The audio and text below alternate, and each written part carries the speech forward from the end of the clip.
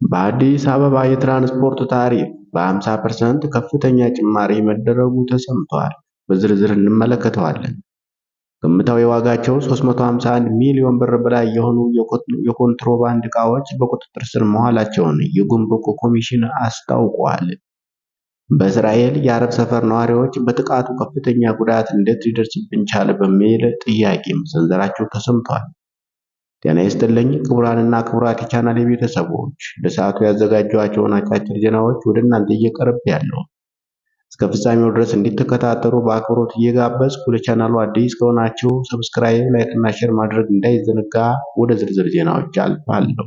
በአዲስ አበባ ከተማ የሕዝብ ትራንስፖርት አገልግሎት ታሪፍ ላይ ከ5 እስከ 20 ብር የሚደርስ ጭማሪ ተደርጓል። በአዲሱ ተመን ከፍተኛ ጭማሪ የተደረገው የከተማ አውቶቡስ ላይ ሲሆን ከፍተኛው የባስ ታሪፍ ከ50 ወደ 70 ብር ከፍ ብሏል ተብሏል። የአዲስ አበባ ከተማ ትራንስፖርት ቢሮ ይፋ የሆነው የዋጋ ጭማሪ ያደረገው ከአንድ ዓመት ከ4 ወር በኋላ ነው ተብሏል። የመጨረሻው የታሪፍ ጭማሪ የተደረገበት ጥቅምት 2017 ዓ.ም የቤንዚን እና ነጭ ናፍጣ ዋጋ 91 እና 90 ብር ገደማ ነበር። የታሪፍ ማሻሻያ ሳይደረግ በቆየበት አንድ ዓመት ከመንፈቅ የሚጠጋ ጊዜ ውስጥ የቤንዚን ዋጋ በ41 ብር ገደማ ጨምሯል ተብሏል። ነጭ ናፍጣ ወደ 49 ብር ገደማ ጭማሪ አሳይቷል። የንግድና ቀጠናዊ ትስስር ሚኒስቴር የመጨረሻውን የነዳጅ ችርቻሮ መሸጫ ዋጋ ጭማሪ ይፋ ያደረገው ባለፈው ሳምንት ማክሰኞ መጋቢት 1 ቀን ነበር። በአዲሱ ዋጋ መሰረት ቤንዚን 132 ብር ከ18 ሳንቲም የተተመነለት ሲሆን ነጭ ናፍጣ ደግሞ 139 ብር ከ84 ሳንቲም እየተሸጠ ነው። በአዲስ አበባ የትራንስፖርት ታሪፍ ላይ ጭማሪ የተደረገው በወቅታዊ የነዳጅ ምርቶች የችርቻሮ መሸጫ ዋጋ ላይ የተደረገው የዋጋ ማስተካከያ ምክንያት እንደሆነ የከተማዋ ትራንስፖርት ቢሮ ዛሬ ባወጣው መረጃ ላይ ጠቅሷል። ከነገ ጀምሮ ተግባራዊ ይሆናል የተባለው የታሪፍ ሚኒባስ ታክሲዎች እንደ ሃይገር እና ቅጥቅጥ ላሉ ሚኒባሶች እንዲሁም ለከተማ አውቶቡሶች የተዘጋጀ ነው ተብሏል። የሚኒባስ ታክሲ ተጠቃሚዎች እስከ 2.5 ኪሎ ሜትር ሲከፍሉት የነበረው የ10 ብር ተመን ባለበት እንዲቀጥል ተደርጓል። እስከ 5 ኪሎ ሜትር የሚደረግ ጉዞ ደግሞ ከነበረበት 15 ብር ወደ 20 ብር ከፍ ብሏል። እስከ 15 ኪሎ ሜትር ለሚደርሱ ጉዞዎች የተዘጋጁ የታሪፍ ተመኖች በተመሳሳይ የ5 ብር ጭማሪ ተደርጎባቸዋል። ከ15.1 እስከ 17.5 ኪሎ ሜትር ለሚደርስ ጉዞ ሲከፈል የነበረው የታክሲ ተመን የ10 ብር ጭማሪ ተደርጎበት 50 ብር ገብቷል። የመጨረሻው ከፍተኛ የታክሲ ታሪፍም ተመሳሳይ ጭማሪ ተደርጎበት ወደ 55 ብር አድጓል። በአዲሱ ታሪፍ መሰረት ዝቅተኛው የሃይገር እና ቅጥቅጥ ተመን 15 ብር ሲሆን ከፍተኛው ደግሞ 45 ብር እንዲሆን ተደርጓል። እስከ 20 ብር የሚደርሰው ከፍተኛ ጭማሪ የተደረገው በከተማ አውቶቡስ የዋጋ ተመን ላይ ነው። ዝቅተኛው የአውቶቡስ ክፍያ ባለበት 10 ብር እንዲቀጥል ቢደረግም በዚህ ታሪፍ መጓዝ የሚቻለው ከፍተኛው የጉዞ ርዝመት ከነበረበት 12 ኪሎ ሜትር ወደ 7.5 ኪሎ ሜትር ተቀንሷል። በአንጻሩ 7.5 እስከ 12 ኪሎ ሜትር ያለው ርቀት አዲስ ምድብ ተዘጋጅቶለት 15 ብር ገብቷል። እስከ 15 ኪሎ ሜትር የሚደርስ ርቀትም ዋጋው 25 ብር ደርሷል። ከዚህ ቀደም ከ30 እስከ 45 ኪሎ ሜትር ለሚደርስ የአውቶቡስ ጉዞ ሲከፈል የነበረው 40 ብር የ20 ብር ጭማሪ ተደርጎበታል።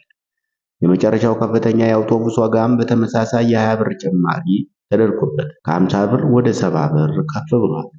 የአዲስ አበባ ከተማ አስተዳደር ትራንስፖርት አገልግሎት ሰጪዎች በተመኑ መሰረት ተገልጋዮችን እንዲያጓጉዙ ያሳሰበ ሲሆን ተጠቃሚዎችም ከሕጋዊ ታሪፍ ውጪ የሚያስከፍሉ አገልግሎት ሰጪዎችን እንዲጠቁሙ ጠይቋል።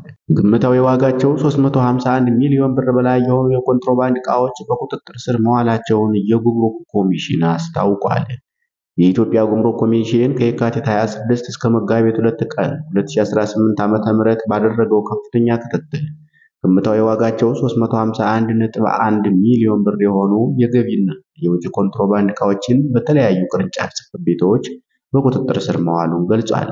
ኮሚሽኑ ባወጣው መግለጫ መሰረት ከተያዙት ዕቃዎች ውስጥ 342.4 ሚሊዮን ብር የሚያወጡት ወደ ሀገር ውስጥ ሊገቡ የነበሩ ሲሆን ቀሪው 8.7 ሚሊዮን ብር ደግሞ ወደ ውጭ ሊወጡ የነበሩ ናቸው።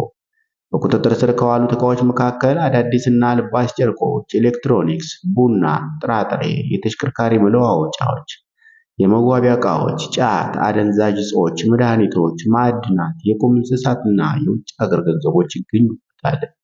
በዚህ የህግ ማስከበር ዘመቻ የድሬዳዋ፣ የሐዋሳና የሞያሌ ጉምሩክ ቅርንጫፍ ጽሕፈት ቤቶች ቀዳሚውን ስፍራ መያዛቸው ተገልጿል። ድሬዳዋ 86 ሚሊዮን ብር፣ ሐዋሳ 71 ሚሊዮን ብር እንዲሁም ሞያሌ 48 ሚሊዮን ብር ግምት ያላቸው የኮንትሮባንድ ዕቃዎችን በቅደም ተከተል መያዝ ችለዋል። ኮሚሽኑ ባወጣው መግለጫ የኮንትሮባንድ ዕቃዎቹ በጉምሩክ ሰራተኞች፣ በፌዴራል እና በክልል ፖሊስ አባላት እንዲሁም ህብረተሰቡ የጋራ ጥረት በፍተሻ በጥቆማና በበረራ ክትትል የተያዙ ናቸው ብሏል። በድርጊቱ ተጠርጥረው የተገኙ 16 ግለሰቦችና ዕቃዎቹን ሲያጓጉዙ የነበሩ 7 ተሽከርካሪዎችም በቁጥጥር ስር መዋላቸው ተመልክቷል። በእስራኤል የአረብ ሰፈር ነዋሪዎች በጥቃቱ ከፍተኛ ጉዳት እንዴት ሊደርስብን ቻለ በሚል ጥያቄ ሰንዝረዋል። አንድ የቅርብ ጊዜ የሚሳኤል ጥቃት የእስራኤል የመከላከያ ስርዓቶች ሊጠልፉት ባለመቻላቸው ከፍተኛ መነጋገሪያ ሆኗል። ሚሳኤሉ በሰሜናዊ እስራኤል የሚገኘውን የዛርዚር መንደርን የመታ ሲሆን አስቀድሞ በእስራኤል መንግስት እንዲፈርስ ትዕዛዝ የተሰጠበትና የግንባታ እገዳ የተጣለበትን አካባቢ ክፉኛ ጎድቷል። እንደ ምንጮች ገለጻ ከሆነ ሚሳኤሉ በመኖሪያ አካባቢ ወድቆ ከፍተኛ ጉዳት አድርሷል።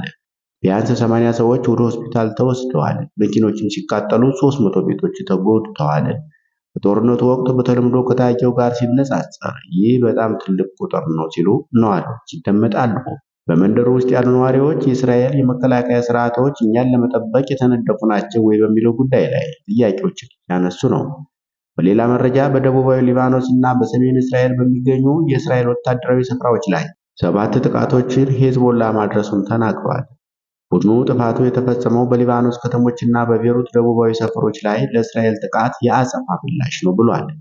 ኢላማዎቹ የእስራኤል ጦር በማርካባ ድንበር ከተማ ትይዩ በሚገኙ ማረጅ በቂያም ማቆያ ማዕከል አቅራቢያ አላት አልሳፊር ሐሙስ ሄል እና በሰሜን እስራኤል የሚገኘው ቃር ጊላዲ ሰፈርን ያጠቃልላል ተብሏል።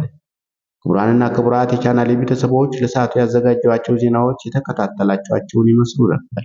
አብራችሁን ስለቆያችሁ ከልብ እያመሰገንኩ ለቻናሉ አዲስ ከሆናችሁ ሰብስክራይብ፣ ላይክ እና ሼር ማድረግ እንዳይዘነጋ። መልካም ቀን ይሁንላችሁ ተመኘሁ።